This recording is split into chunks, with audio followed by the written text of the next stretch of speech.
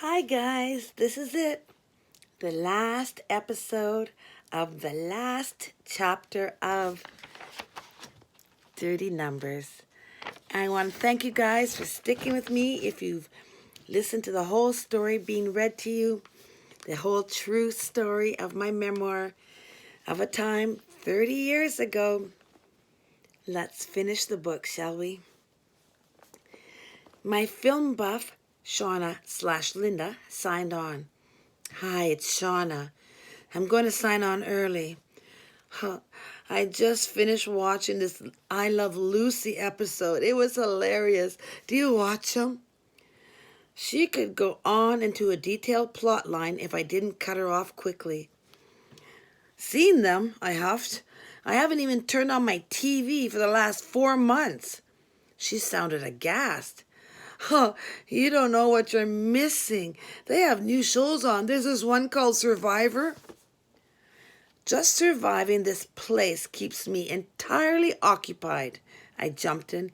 Hey, don't you ever get sick of watching so much TV? I don't just watch TV, I do calls, she reminded me. Which you probably hate, I said, even though she was one of the star phone mates. Says who? Was her comeback. This is the best job in the world. Says who? I echoed her remark. Says me, declared Shauna. I have a condition. This job allows me to work from home. Can I ask? Ever heard of agoraphobia? She replied. I don't like to be out of my comfort zone. When I do, I just get sick. My boyfriend left me a couple months ago. I guess he wanted to actually go out now and then. I tried. It wasn't pretty. But how do you rent your movies? I asked her. She giggled. Oh, come on, Jessie. You can get movies anywhere. Besides, I live above a little video store. Good thing she didn't live above a tattoo parlor. She may have developed a whole new habit.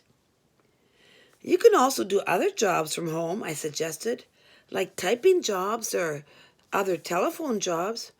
Oh, gee, I hadn't thought of that, Shauna said, but in a sarcastic tone. I've been working from home in a number of ways for many years. This one works the best for me. Yeah, but the creeps you gotta talk to, I insisted. They're not so bad, she murmured. And besides, I kind of like the attention. It's not like I'm going to be meeting anybody soon. A phone us interrupt us. Okay, it's pretty busy, I told Shauna. I hope you meet a cute pizza delivery guy. Call you soon. And I took the next call. What is this? A harsh woman's voice. She sounded mad, the kind that had ill-spent money written all over it. I went with, this is a catalog ordering company. You mean it ain't one of them sex places? No, ma'am, I replied.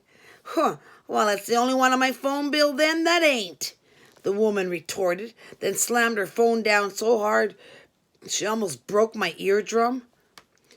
For a moment, there was utter silence in the room. I had customers lined up, waiting for their calls from the gorgeous models. I had to place 3 dominant mistress orders, 2 for cross-dressing, 3 for busty blondes, and 1 guy who was on the verge of being blacklisted. He was so twisted, every girl called in to complain about him. And in a strange twist of fate, I willed the phone to ring. If only it had further received my psychic vibe that I wanted it to be Harold. Harold, call me. Seems I spent the last half of my shifts yearning for selected men to call me. Finally, bring, bring. Solemnly, I picked up the phone and greeted the caller.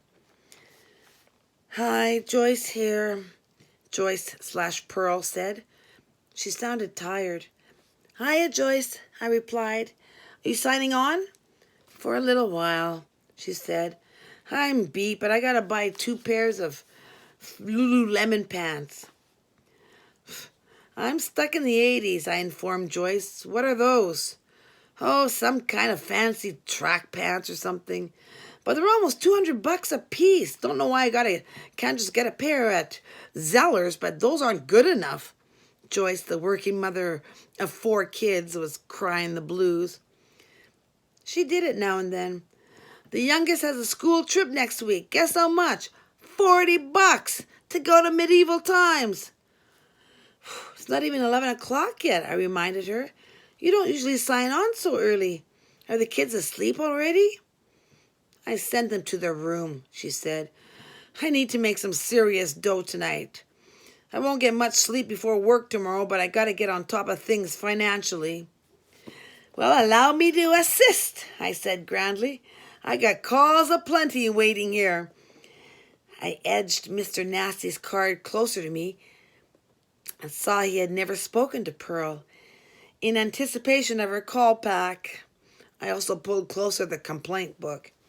Here's one. He's a regular, Fillmore, and he likes rape fantasies. Joyce, the mother who swore her kids would never find out about a part-time job, surprised me with her rather violent remark. Well, tonight, he's going to be the one taking it up the ass. I couldn't wait to see how this played out. But I bet Fillmore is not going to see this coming. Scene. 20 minutes to go. I had paged Harold 2 more times. In my mind, I was never going to see him again. Let him reprimand me. Water off a duck's back. Hello, I asked. A word I don't think I'll ever use again after tonight. Can I help you? Is this Sexy Girls Talk? I was asked. I had not heard of that title. I rather liked it. It had a quaint, almost innocent ambience to it. Therefore, I knew Harold would never have called his 12th. Yes, hello, it's me. You've reached Jessie again. Company by that name. No, sir, wrong number, I said and disconnected. So what? Probably a time waster anyhow. I just beat him to the punch. Hello, can I help you? I said in my regular voice. Jessie, it's Harold. You paged me? I wish I'd had some warning he was going to call. Though didn't 3 pages in an hour count? I opened my mouth to say, I quit. But all that came out was, "Abba-dabba." Is there a problem, Jessie? Harold asked. And then I had a faint memory come screeching to the forefront of my mind. I dimly recall that when I first started this crazy idea of a job, I was replacing a receptionist. She had to leave because of mental stress. They said she went pretty haywire. I was going to take her cue. Harold, I started to blubber. I can't take it anymore. I just can't stand it. I've got to get out of here. Your shift is over in 20 minutes, Harold the compassionate said. No, Harold, listen, I need a break, I implored. I just don't want to do this anymore.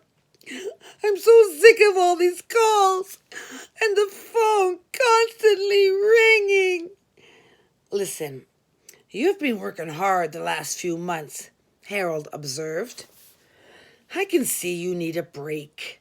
And anyhow, I've been having a difficult time choosing our new receptionist. There are 2 or 3 I would like to hire. So it's okay? I can go? I asked, as if I were a dazed POW speaking to his captors on Freedom Day. Yes, Jessie, take your break. Take as long as you need, Harold granted. You know where to find us when you want to come back. I could have laughed at that last part if I wasn't so damn grateful. come back? Harold may be calling this a break.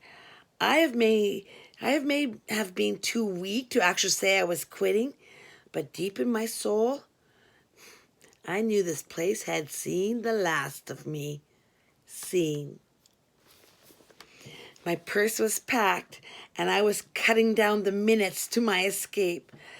I may still have been sitting in the tiny sex shop office, but my mind was in my new place of employment. What to call it? Oh, the phone rang. Jessie's fine fabrics, I sang out. There was no exclamation of shock on the other end. It was an erstwhile operator simply doing her job. You have a collect call from a correctional institute, she said. Caller, state your name. Frankie. Do you accept the charges? The operator asked. I'm sure her own finger hovering above the disconnect button. I automatically began to give the same bad news response I always did. I'm sorry, we do not... And then I had a real bad girl jolt. Why not? I mean, go ahead. I accept. Both Frankie and the operator gasped out, You do? At the same time.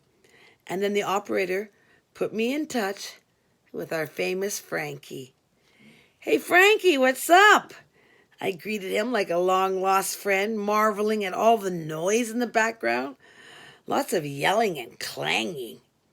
Sounds like he lived in an angry place. I can't believe it. You finally took my call, Frankie exclaimed. Just so I could tell you something, I gently said. You have to understand, Frankie, you are never going to get a call from one of our phone mates. You mean you're not one of those beautiful ladies? He whined. I had forgotten about that grating idiosyncrasy of his. No, I'm not, I replied, rather hard on myself. I'm just the beaten down operator here. And listen, there is so much criteria you have to meet in order to get a call, you have no idea. You sound so sweet. But still in that whiny voice, if you can imagine. Frankie, I'm being nice because in the past, I've been very rude to you, I said evenly. That's okay. They all are. Frankie absolved me. But I want to make it clear to you, I persisted. You are never, ever going to get a call. I'm sorry, but that's how it is. Can't you try to arrange one for me? He asked plaintively, like I owed him a favor.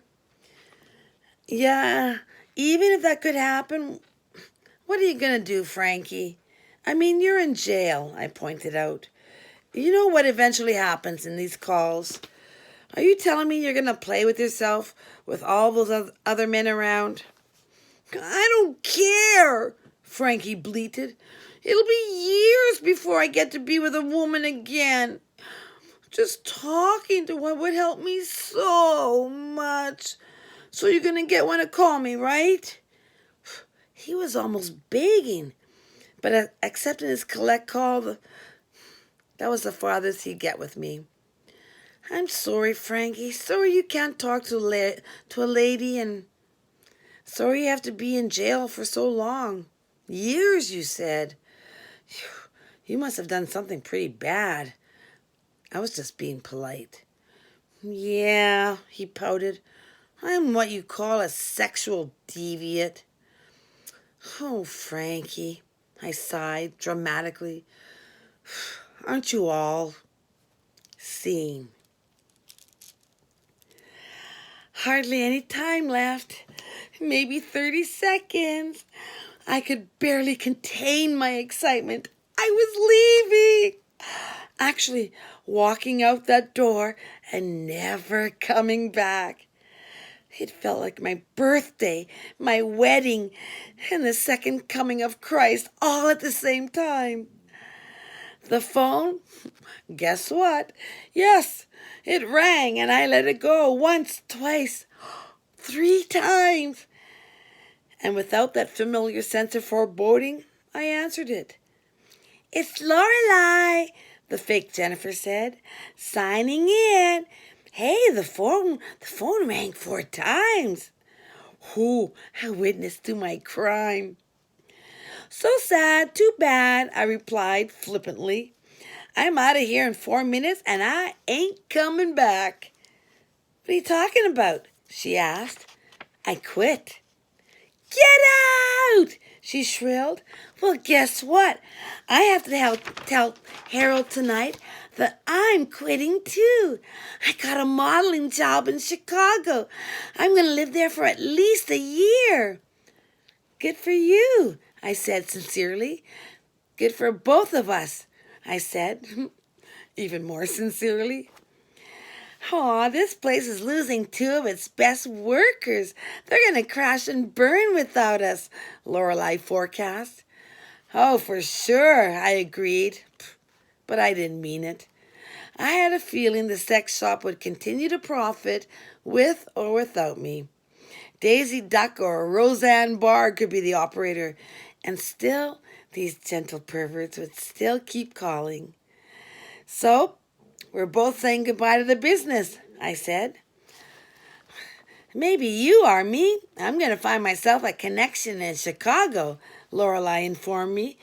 "If they do this in Toronto, they've got to have a couple places in Chicago." I was a little taken aback. "Lorelai," I admonished her, "you have so much going for you. Why go back to this?" "It's not as bad as you make it out to be," Lorelai said. "It's a trippy kind of job. And besides, I meet so many phony people in my real life. When you talk to these guys, well, it's so organic. It's about as real as it gets." "Except for the fact that you're not really Jennifer, and you're not really a 44DD, and you're not really—" "I get it," Lorelai laughed. "Well, you have a good life, Jessie." I bade her the same, hung up, and waited for Tracy, the next receptionist, to bang on the door. I gave one last thought to this job and marveled at the difference between my attitude and those of the ladies. None of the girls seemed to mind their job. The perverts definitely enjoyed the company. The only one who took offense to the whole shebang was me, the operator. I was the first line of defense. With a fine-toothed comb, I sieved through the thousands of foul-mouthed, dirty-minded, penis-fondling bottom feeders, just so I could hear the phone mate, just so I could hand the phone mate a legitimate caller. And never mind that, I eased her job by getting helpful details. "Melanie, he'd like you to have titty clamps and a rope around your neck." And the girls could be off their call in 30 seconds. Sooner if the customer got off first. And who knows? Maybe this whole phone sex business was helpful to men. I know we are all supposed to be sexual creatures. Sex is an integral part of living, so on, so forth. And if talking to a woman helped these men achieve sexual gratification and they weren't hurting anyone, then I guess we were serving some sort of divine purpose. I just knew that I didn't care to be a part of it anymore. And just as I heard Tracy's knuckles begin to brush the front door, a phone line began to ring. I hesitated between grabbing the phone and letting Tracy into the building. Due to months of brainwashing, the phone must not ring more than 2 times. I reached for it. "Hello, can I help you?" I said quickly.